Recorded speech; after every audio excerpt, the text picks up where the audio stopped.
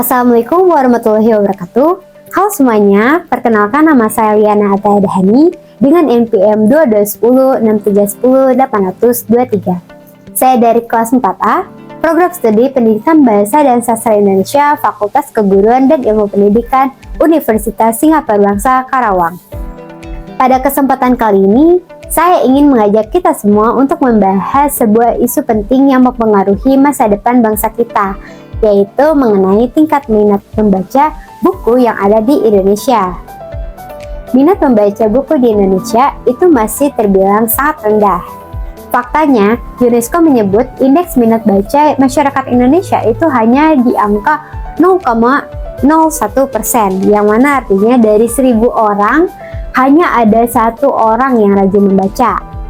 Selain itu, Kementerian Komunikasi dan Informatika Republik Indonesia atau Kemenkominfo dalam laman resminya itu pernah menyebutkan hasil riset yang dilakukan oleh Center Connection Study University pada Maret 2016 lalu.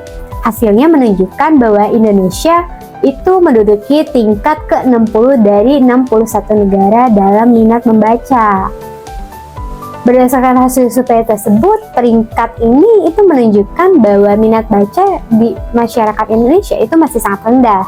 Padahal minat baca adalah fondasi utama untuk menciptakan masyarakat yang cerdas dan berpengetahuan luas. Tanpa minat baca yang tinggi, sulit bagi kita untuk bersaing di tingkat global. Menyadari posisi kita yang masih jauh tertinggal dibandingkan negara lain, sudah seharusnya kita bersama-sama mencari solusi untuk meningkatkan minat baca di Indonesia. Lalu bagaimana sih? Nah, minat baca yang tinggi itu banyak manfaatnya. Pertama, membaca meningkatkan pengetahuan dan wawasan kita. Dengan membaca, kita bisa mendapatkan informasi dari berbagai bidang ilmu pengetahuan. Buku, artikel, jurnal, dan sumber bacaan lainnya itu menyediakan informasi tak terbatas, mulai dari sejarah, sains, teknologi, hingga budaya, bahkan seni gitu. Kedua, minat membaca membantu kita untuk berpikir kritis. Ketika kita membaca, kita diajak untuk menganalisis, memahami, dan mengevaluasi informasi yang kita dapatkan. Nah, proses ini itu melatih otak kita untuk tidak menerima informasi secara mentah-mentah, tapi mempertanyakan dan mencari kebenaran dari informasi tersebut. Ketiga, membaca juga berkontribusi dalam meningkatkan keterampilan berbahasa kita. Dengan membaca, kita bisa memperkaya kosakata dan memahami struktur bahasa yang lebih baik dan benar. Ini akan sangat berguna dalam komunikasi sehari-hari maupun dalam dunia akademis, bahkan profesional. Selain itu, membaca juga bisa menjadi sarana hiburan yang edukatif. Kita bisa menikmati berbagai genre bacaan seperti novel, puisi, cerita pendek, yang mana tidak hanya menghibur, tetapi juga memberikan wawasan baru.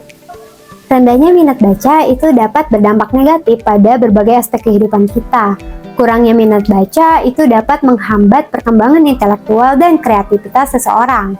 Tanpa minat baca, seseorang mungkin akan kesulitan untuk berkembang dan berinovasi.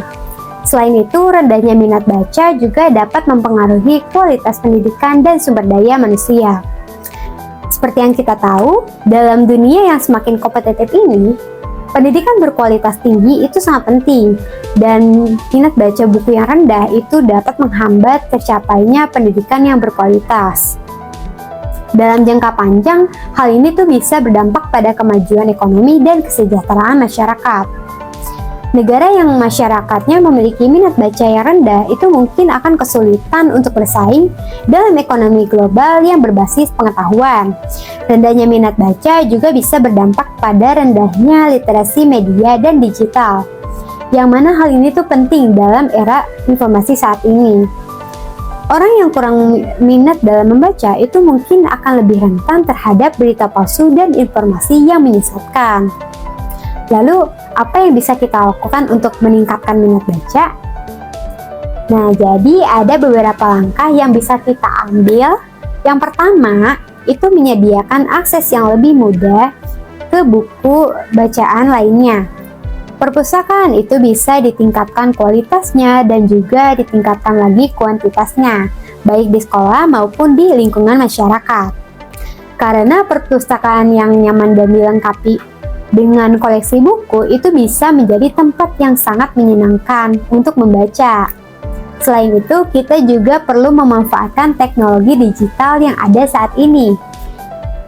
E-book dan aplikasi membaca online itu bisa menjadi solusi untuk mengatasi keterbatasan akses ke buku fisik. Yang kedua, mengintegrasikan kegiatan membaca dalam kurikulum pendidikan sejak dini. Sekolah itu bisa mengadakan jam membaca wajib, kegiatan membaca bersama, dan juga proyek literasi yang melibatkan siswa secara aktif. Ketiga, mengadakan berbagai kegiatan yang mempromosikan minat baca, seperti lomba membaca, diskusi buku, dan klub buku. Nah, kegiatan-kegiatan ini itu tidak hanya meningkatkan minat baca, tapi juga membangun komunitas membaca yang saling mendukung dan memotivasi. Keempat, peran orang tua dan guru itu sangat penting untuk menumbuhkan minat baca pada anak-anak. Mereka itu harus menjadi teladan dan motivator bagi anak-anak untuk gemar membaca. Orang tua itu bisa membacakan cerita kepada anak-anaknya sejak usia dini dan menyediakan lingkungan yang kaya akan bahan bacaan. Kemudian guru bisa menginspirasi siswa dengan memberikan rekomendasi buku yang menarik dan relevan. Selain langkah-langkah yang telah disebutkan tadi, kita juga perlu memperhatikan kualitas bahan bacaan yang tersedia. Buku dan bahan bacaan lainnya itu harus menarik dan juga relevan dengan kehidupan sehari-hari pembaca. Karena buku yang berkualitas dan menarik itu dapat memotivasi orang untuk lebih tertarik sehingga bisa lebih sering membaca. Selain itu, harga buku juga harus terjangkau oleh semua kalangan. Hal ini dikarenakan banyak orang yang enggan membaca karena mahalnya harga buku. Nah, dengan adanya subsidi dari pemerintah atau program-program donasi buku, itu bisa menjadi solusi terhadap akses terhadap buku agar bisa lebih merata. Penting juga untuk meningkatkan kesadaran akan pentingnya membaca melalui kampanye sosial dan media. Media massa, baik cetak maupun elektronik, itu bisa memainkan peran besar dalam mengkampanyekan pentingnya membaca. Program-program televisi, radio, dan artikel di media sosial itu bisa digunakan untuk mengajak masyarakat lebih gemar membaca. Nah, kampanye yang kreatif dan menarik itu bisa menarik perhatian banyak orang dan membangkitkan minat baca mereka untuk membaca buku.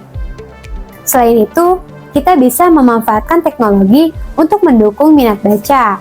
Platform digital seperti blog, situs web, dan aplikasi membaca itu bisa menjadi alternatif yang baik.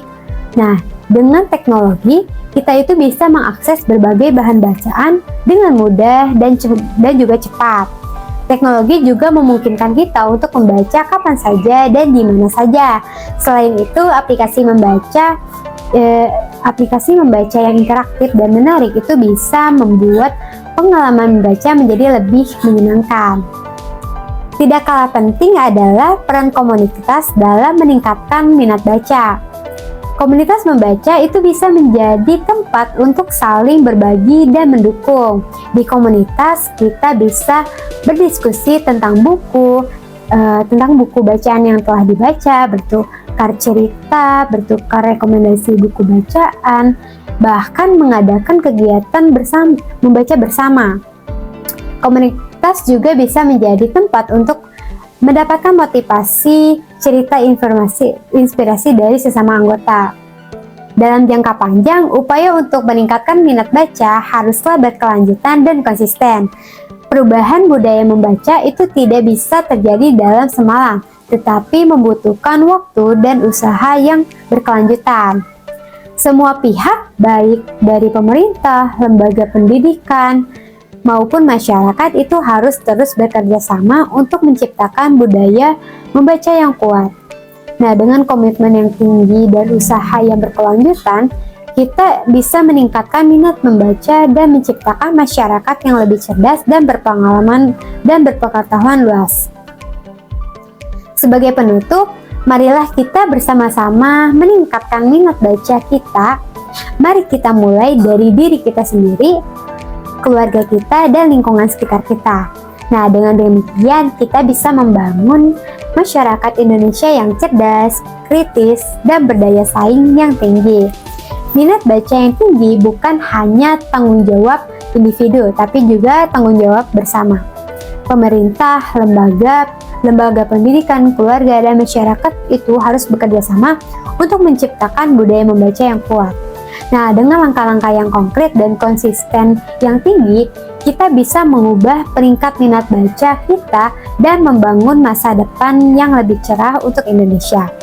Terima kasih telah menyimak, semoga informasi ini bermanfaat.